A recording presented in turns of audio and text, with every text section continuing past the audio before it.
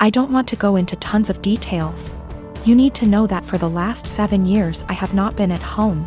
And during this time my 2 brothers and sisters were still living there. While I was at home, our stepfather abused us mentally and physically. We lived in crappy houses that were covered in real garbage, including animal feces, absolutely everywhere. I haven't heard from my little sister since May. I'm pretty sure she was told to cut contact with all of us. We are her older siblings. My second sister, after my younger sister, is overweight and has spinal problems and has to diet and see a specialist she is not taken to. I told the social worker that I wanted to check on them because they were in a sorry state and because I'm not sure if there is still any physical or psychological abuse going on in the house. This genuinely worries me. I told them what happened to us, hitting walls, throwing things at us, swearing, belittling our character, etc. And told them repeatedly that I really just want to know what my younger brothers and sisters are not the same living conditions as they were. My husband supported me during the call and agreed that it was the right thing to do. All my siblings discussed this beforehand, except for my older sister, who moved out before things got bad, and the 2 who live in the house. We all agreed that this would at least let them know they were being watched and we weren't just disappointed in them, and maybe my mother and SD would keep the house clean nose, etc. CPS contacted my mother very quickly. Much faster than I expected. I mean within 3 hours. After that, my older sister, who lives far away and hasn't contacted me for months, calls and she gets mad at me because she knows I called. I didn't deny anything and just said, if they have nothing to hide, then they have nothing to worry about. It will all be over pretty quickly, to which she replied, what if it doesn't? If they are taken away?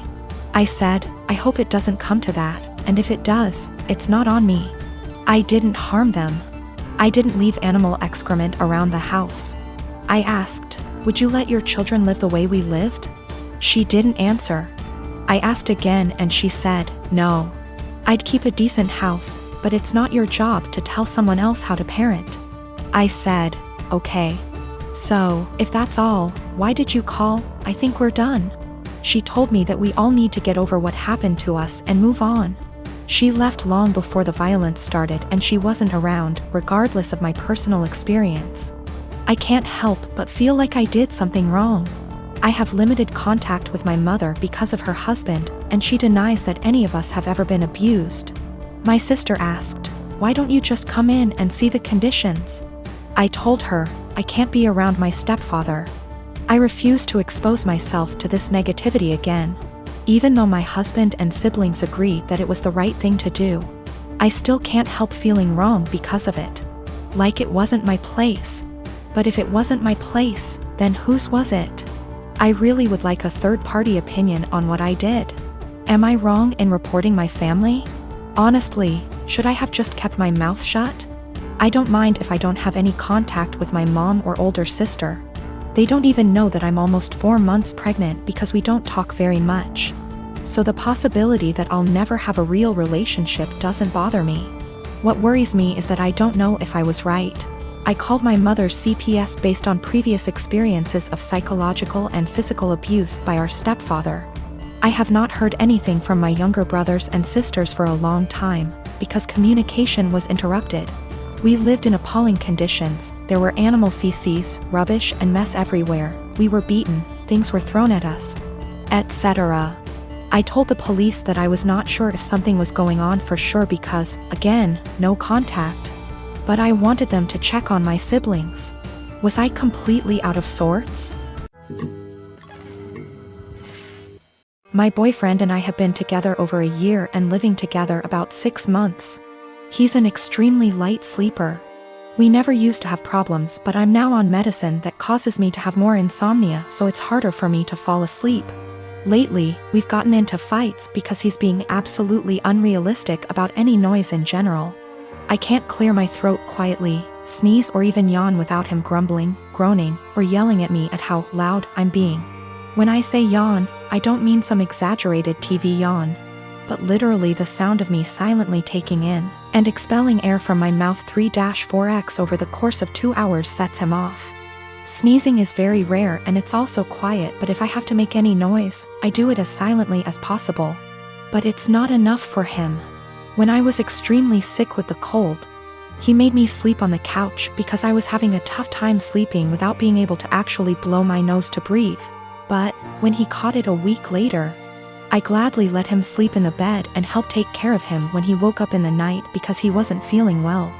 I've argued with him multiple times that it's unfair for him to expect absolute silence and be mad over the air he hears from a yawn, but he just shuts me down and tells me to be quiet because I've disturbed him from being right on the edge of sleep. I understand that when you're half asleep you're particularly grumpy, we've all been there. But it winds me all the way up that I already constantly have to cater to the way he needs tons of space. Meaning I have to sleep pencil straight all night or on the side not facing him if I want to move my legs at all. And then this sound thing. I've had previous BFs who were heavy sleepers that snored, made lots of noise, and honestly that bothered me less than constantly having to be alert to his needs. He says that earplugs don't work and he only likes to hear the fan, so white noise is out of the question. I don't want to go downstairs because then I'll just stay up, and I don't want to keep taking melatonin every night, but I'm this close to not renewing our lease together next year if things don't change.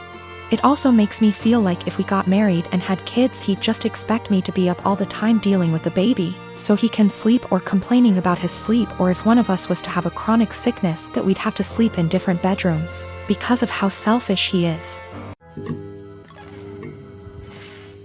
So I live in a flat with 3 other people, childhood best friend, a guy from my uni course, and his cousin. For the most part we get along really well and rarely have disagreements. However, this has been a real point of contention lately. About 6 months ago I began a relationship with a guy I've known for a couple of years. I know it's still a fairly new relationship, but I really like him, he makes me really happy, and we're pretty serious about each other. Up until recently, he would come visit me at my flat 3 to 4 times a week. This was mostly due to the fact that I have chronic fatigue and going on proper dates can be really challenging for me. Instead of going out to dinner or a film or whatever, we'd just chill in my room or the living room, watch TV and get takeout or cook together. I didn't really consult anyone about this, Bex to say. All the other flatmates have their partners over as often if not more so, and B, he rarely spends the night and usually leaves before 10 p.m. because of his work schedule. So the issue, 2 weeks ago, comes to me and tells me that I need to stop having my boyfriend over because it's starting to get annoying. I asked her why, and she said it's irritating to have someone who doesn't live there skulking around all the time. I pointed out that her boyfriend sleeps over 3 nights a week and thus is here more often than mine, and she claimed that was different because they've been together for 11 years and are moving in together once her lease is up.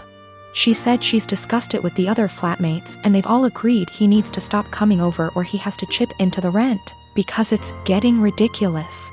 Note, nobody else's partner chips in on the rent. I confirmed with the other 2 that yes, this is an agreement they've made. Though my best friend said basically made her agree by threatening to cut off the Wi-Fi and utilities, which are in her name, if she didn't. I asked if this rule applies to everyone, but apparently it's just me. I pointed out that it's unfair and was basically told to deal with it. My potential assholery, I've begun loudly insisting that if my partner isn't allowed to come over, neither is anybody else's. If I answer the door to anyone's partner, I'll send them away. If I come home and someone's partner is there, I'll make a point to mention that I thought we weren't having partners who don't pay rent over anymore. I've asked boyfriend over and over how much rent he's paying and pretend to be affronted and make a fuss when he says he doesn't. Everyone's pretty pissed at me and is telling me I'm being unreasonable. I know I'm being petty, but I think it's unreasonable that there's one rule for me and another for everyone else, and I'm trying to make that point. Am I really the asshole here? Some questions people keep asking. If I knew of something my boyfriend was doing to be annoying / if anyone had told me that he was doing something, I'd have included it. I'm not aware of anything he does, and when I ask why I doesn't like him I just get a shrug and just do. I will also state I'm bi, and she's never had an issue with any female partners I've had. We don't hang out in the living room much. We literally only use it if there's something we want to watch that I can't get on my bedroom TV and there's nobody else in there. We use the kitchen more often than the living room, but honestly even that isn't that often. We eat far too much takeout pizza rip. A lot of people seem confused, so just clearing up who's who in the situation. The one who brought all this up is not my best friend. Not to get too much into a tangent, But basically just over a year ago I was moving out of halls at university, and was looking for a new place, so we decided to move in together. At the same time, a dude from my course was looking for a flat share. We couldn't find a 3-bed but found a really nice 4-bed, and he mentioned his cousin was also looking for somewhere to live, so she got on board too. I only met her last year and we don't really know each other very well.